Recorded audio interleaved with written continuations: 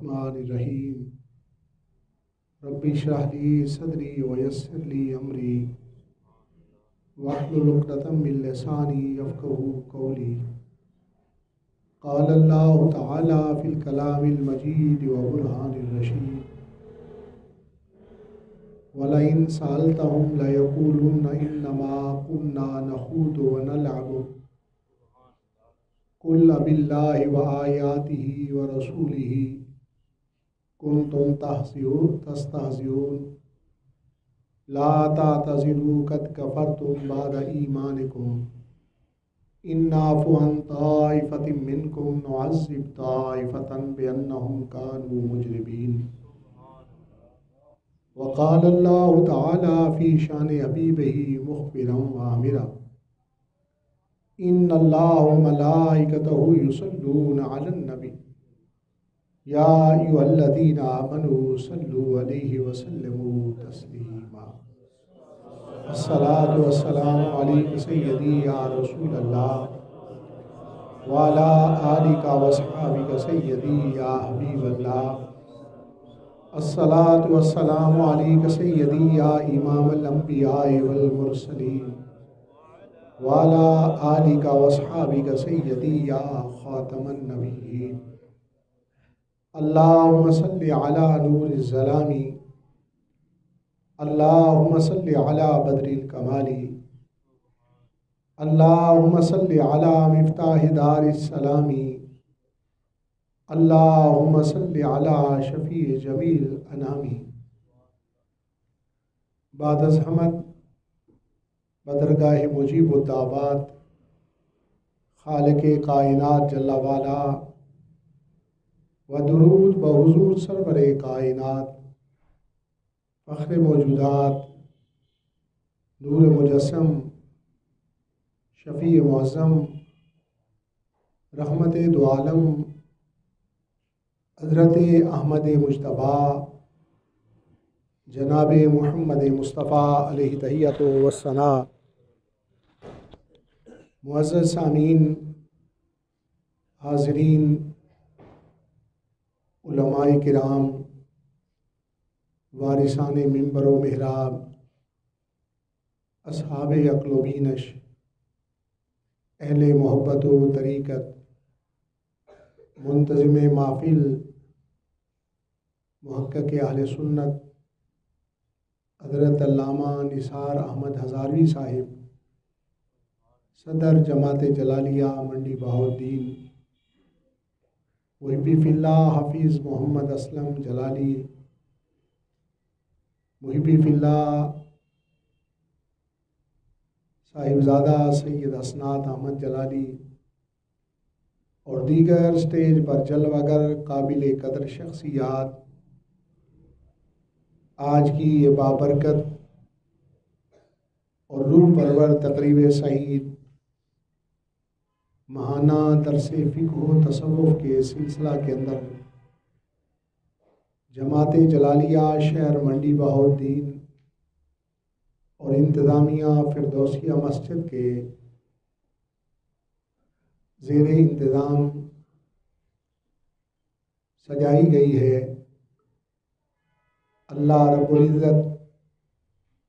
احباب کی اس کوشش و کاوش کو اپنی بارگاہ اقدس کے اندر قبول و منظور فرمائے۔ شرعی مسائل کے سیکھنے اور سمجھنے کی اس مجلس کے اندر آج کا موضوع شریعت کا استہزاء اور اس کا حکم ہے۔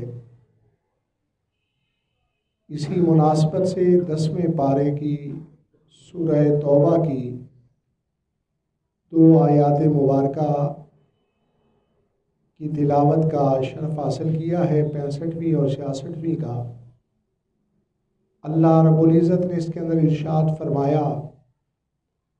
وَلَئِن سَأَلْتَهُمْ لَيَقُولُنَّ إِنَّمَا كُنَّا نَخُوضُ وَنَلْعَبُ۔ اے محبوب، اگر آپ ان سے پوچھیں تو کہیں گے کہ ہم تو یوں ہی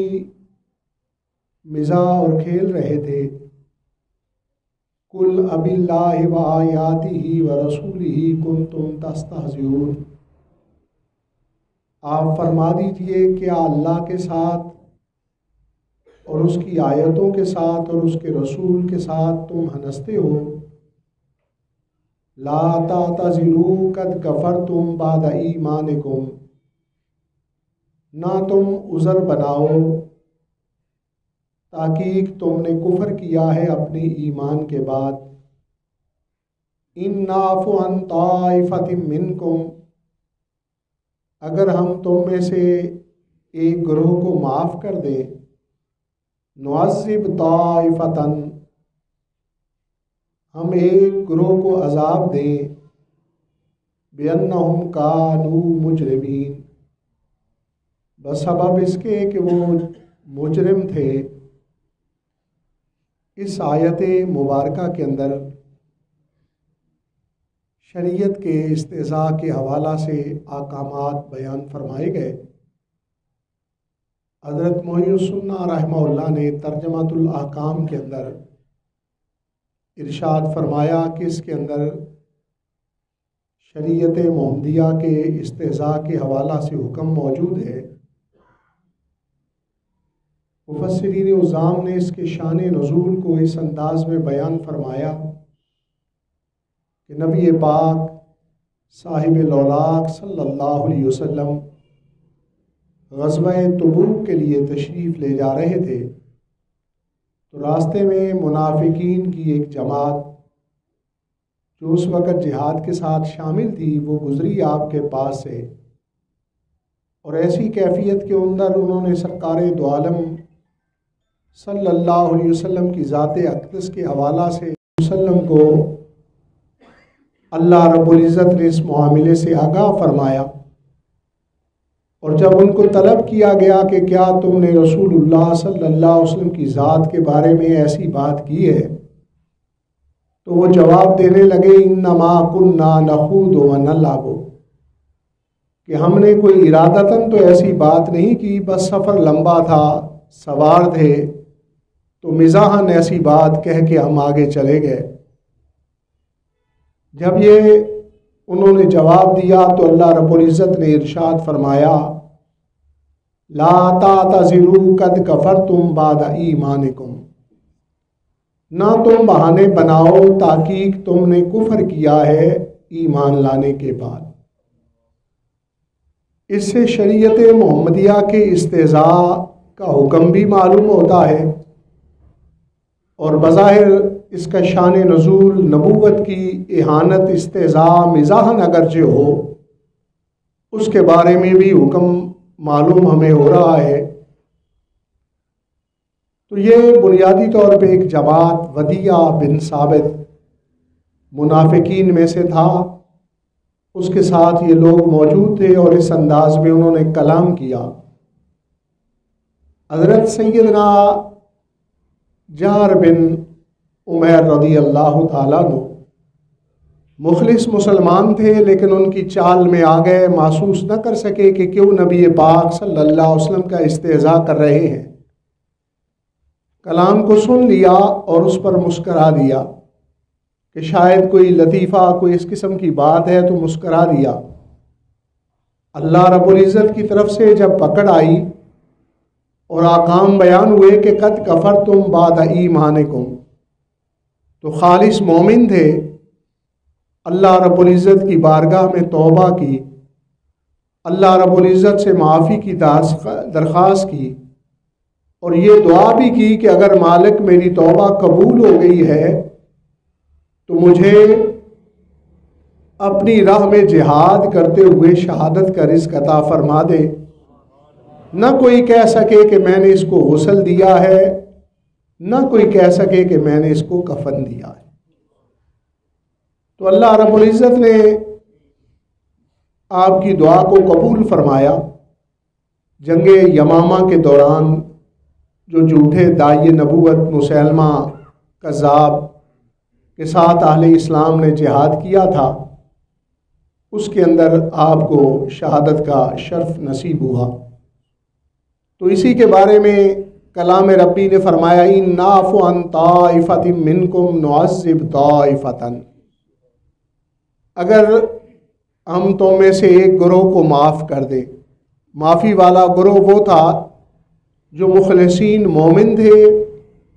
और उन्होंने अल्लाह रब्बुल इज़्ज़त की हुजूर तौबा की दरख्वास्त की थी।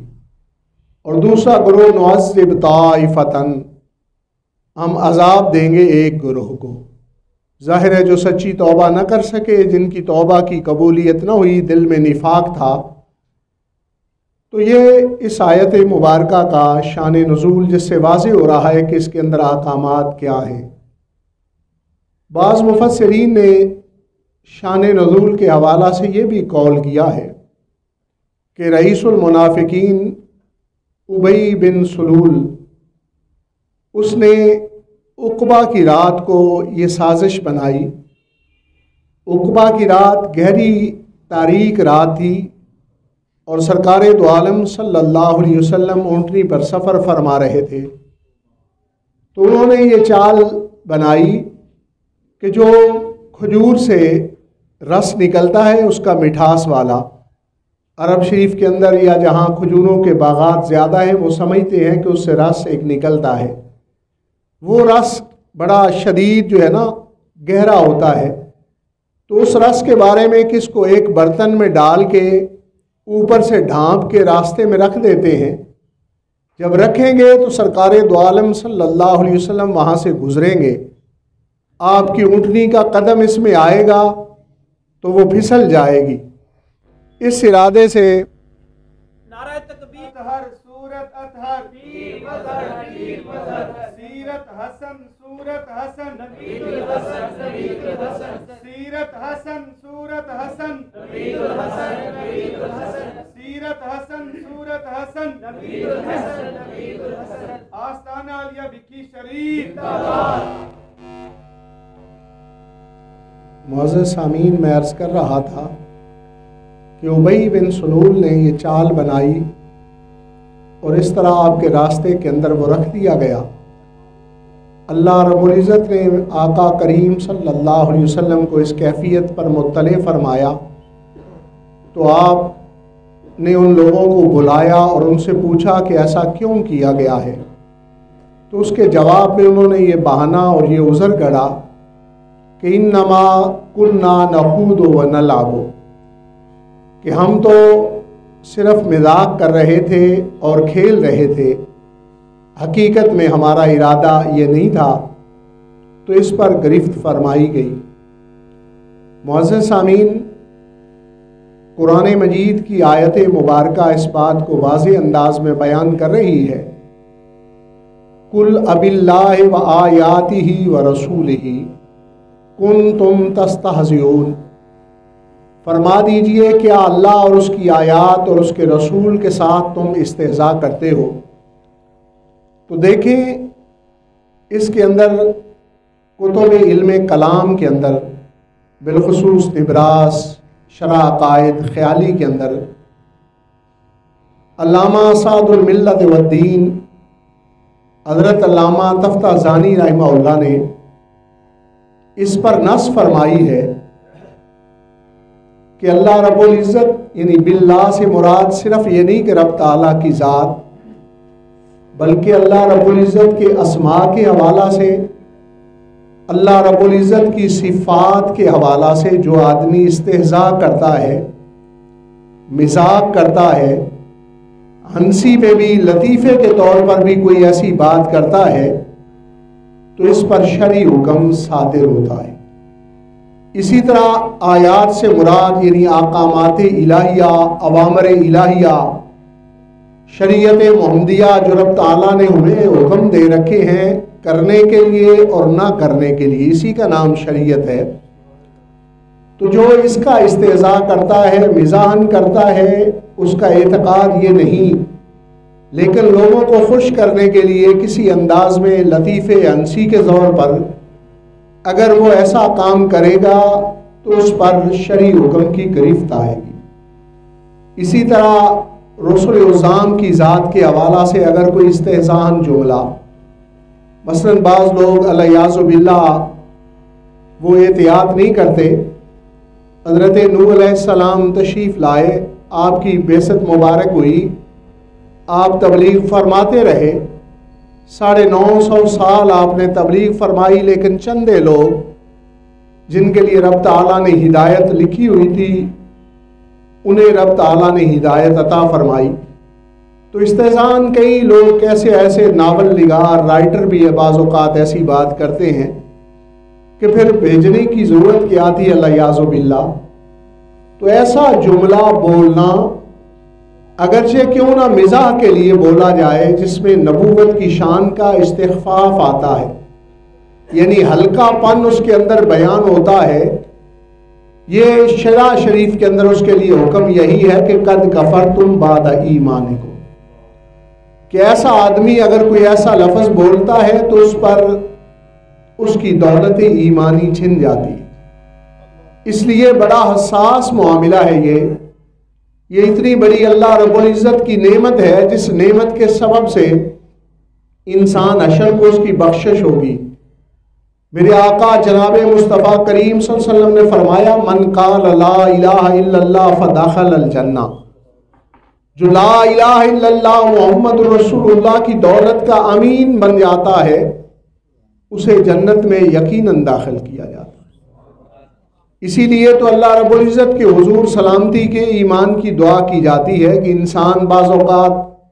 جانے میں اور بعض اوقات انجانے میں کوئی ایسی غلطی کر بیٹھتا ہے جس کا انسان کو معلوم بھی نہیں ہوتا، اور اس کی وجہ سے یہ قیمتی متاع اور دولت اس سے چھن جاتی ہے۔ تو اس کی بنیاد پر کم از کم جاتے ہوئے ہی اس دنیا سے کلمہ نصیب ہو جائے گا تو نبی پاک صلی اللہ علیہ وسلم کے اس فرمان کا ہم مصداق بن جائیں گے اور دخول جنت کی بشارتیں اور اسباب ہمارے حصے کے اندر بھی آ جائیں گے۔ اسی لیے بعض صوفیاء کرام اہل اللہ کی سیرت مبارک کے اندر یہ پڑھا گیا ہے کہ وہ اہل اللہ ہر روز چونکہ شب بصری کا معاملہ ہوتا اس میں احتیاط کے پیش نظر جب سورج غروب ہوتا تو تجدید ایمان بھی کرتے اور تجدید نکاح بھی کرتے، تاکہ ہم سے کوئی ایسی بدکاری یا کوئی ایسا معاملہ نہ ہو جائے، دن میں کوئی لفظ ایسا بولا گیا جس کی پکڑ کے سبب سے ہمارا نکاح بھی ختم ہو چکا ہو، ہم سے دولت ایمانی بھی چھن چکی ہو۔ اس لیے اپنی زبان اور اس کی احتیاط اس حوالہ سے، حتیٰ کہ یہ نہیں کہ صرف ایسا کوئی جملہ جو استخفاف والا بولتا ہے اس کی دولت ایمانی چھنتی ہے یا استہزاء کرتا ہے، بلکہ یہاں تک لکھا ہے فقہائے کرام نے فتاوی شامی کے اندر، فتاوی عالمگیری کے اندر، کہ یہ جو بھانڈ لوگ بعض اوقات لوگوں کو ہنسانے کے لیے شادی بیاہ خوشی کی تقریبات میں آتے ہیں، ایسے موقع پر بھی اگر اوامر شریعہ کا استہزاء ان کی جمال سے ان کے زبان سے ہو جائے، سننے والا خوش ہو تو اس خوش ہونے کے سبب سے بھی یہ دولت چھن جاتی۔ اس لیے بعض اوقات آدمی کہیں معاشرے میں دیکھتا ہے کوئی ایسا معاملہ جس کی وجہ سے اس کی زبان سے اللہ یعوذ باللہ یہ کہ اللہ رب العزت کی شان بے نیازی ہے۔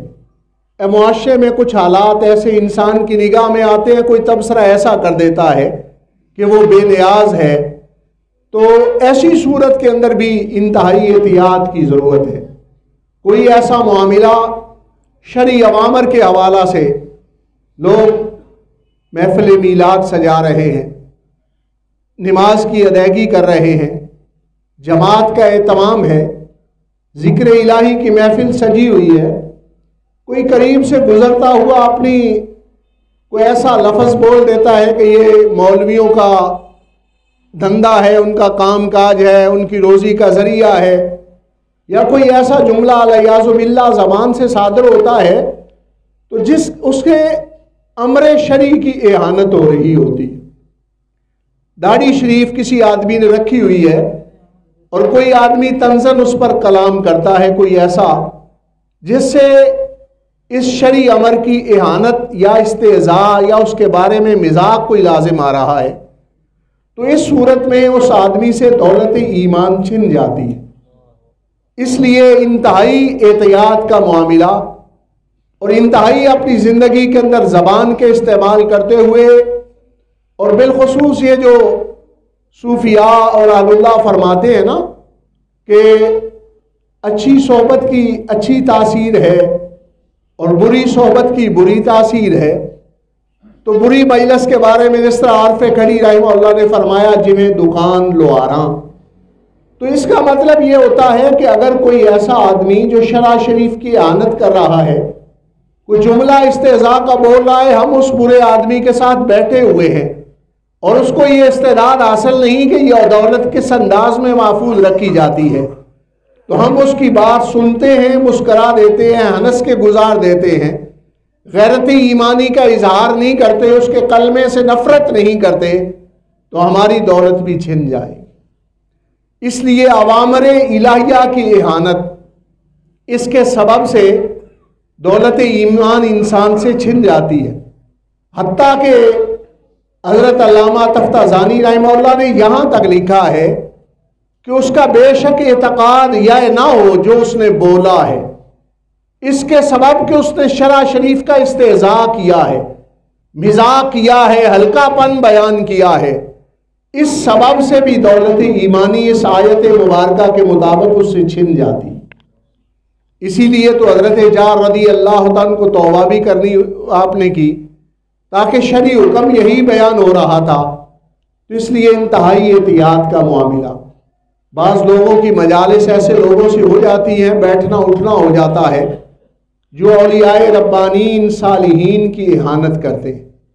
تو یہ چونکہ شاعر من شاعر اللہ ہیں، مزارات کی اہانت کرتے ہیں، تو ایسی استہزاء کے جملے بعض اوقات ان لوگوں کے بارے میں بولتے ہیں، تو وہاں بیٹھنے اور اٹھنے سے اگر انسان غیرت ایمانی کا مظاہرہ نہیں کرتا، ظاہری مطالب کے طلب کے لیے یا اپنے مفادات کے حصول کے لیے ان کی بات پہ ہنس دیتا ہے، تو ایسی صورت کے اندر اس متاع کے چھن جانے کا خطرہ ہوتا ہے۔ اسی طرح کئی لوگ صحابہ اکرام رضوان اللہ اجمعین کے بارے میں احتیاط کی زبان نہیں رکھتے، ان کے ہاں ان کے بارے میں کئی جملے بولے جاتے ہیں۔ بعض اوقات ایسے لوگ جو بے احتیاطی والے ہیں،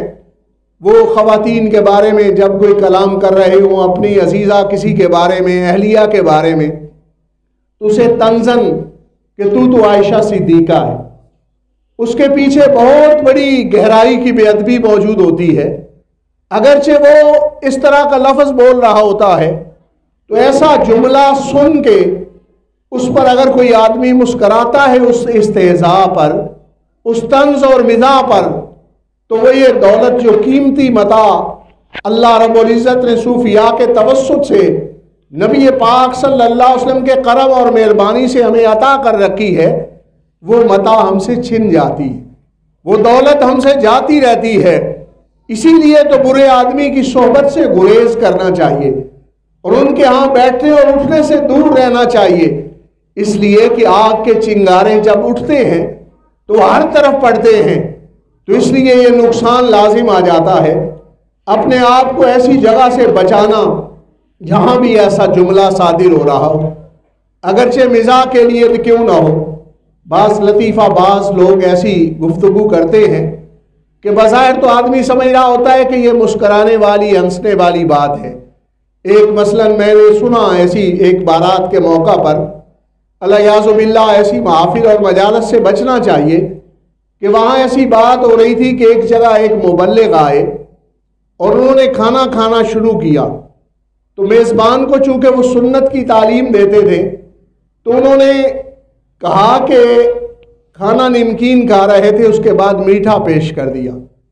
کہ نمکین کے بعد میٹھا کھانا سنت ہے، اس کو کھا لیجئے۔ جب وہ میٹھا کھا گئے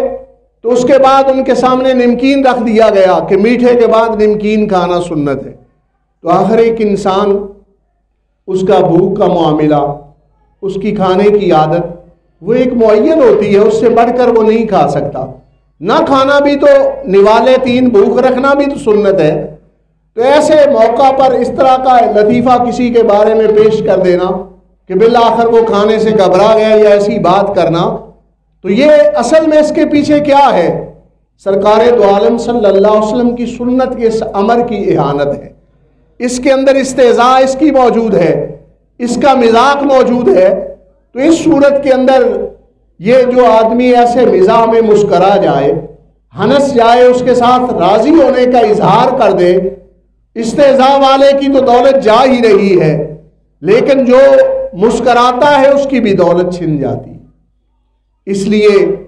شرع شریف کے معاملے میں استہزاء سے بچنا، حتیٰ کہ مزاح کی صورت کے اندر، لطیفے کی صورت کے اندر، بعض اوقات یہ کہتے ہیں کہ ناول یا ایسی چیزیں ادب کی جو ہوتی ہیں ان پر شرعی گرفت نہیں ہوتی، اس لیے کہ ناول نگار یا شعراء اپنے انداز میں کلام کرتے ہیں، لیکن دیکھیں وہاں بھی اگر استہزاء شریعت محمدی پایا جائے، اللہ رب العزت کی اسماء اور صفات کی اہانت پائی جائے، وہاں بھی اگر انبیاء علیہ السلام کی اس میں استہزاء آ جائے، ان کی شان کو ہلکا کر کے پیش کیا جائے،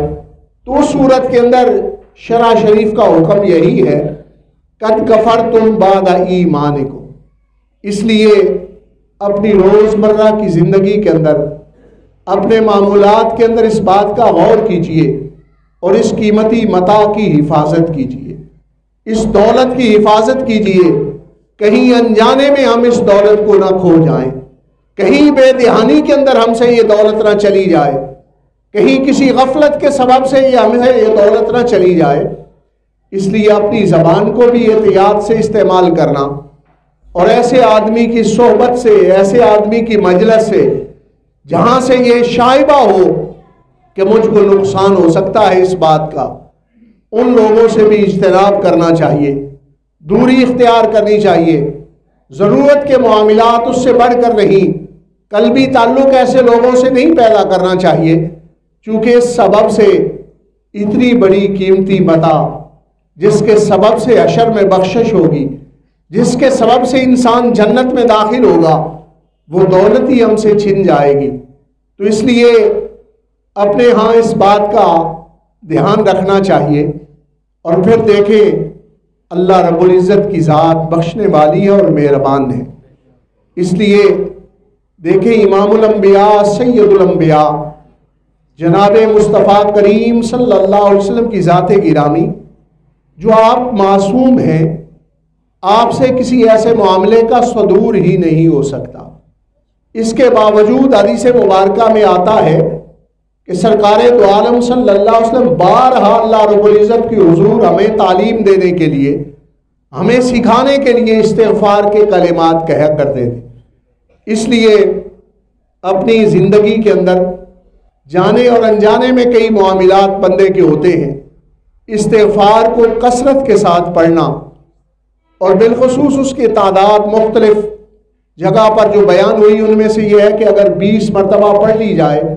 تو انتہائی نفع مند ہے، اس سے زیادہ اگر 100 کی تعداد میں پڑھی جائے تو اور نفع مند ہے، اگر اس کو 111 کی تعداد میں پڑھا جائے تو اور نفع مند ہے،